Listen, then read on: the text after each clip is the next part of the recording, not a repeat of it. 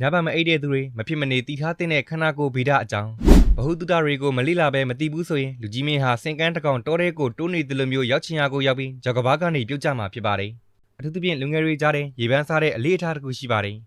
အဲ့ဒါကတော့ညဘက်ကိုကောင်းကောင်းမအိပ်ပဲမနေ့ကမှထိုးအိတ်တက်ကြတဲ့အကျင့်ပါ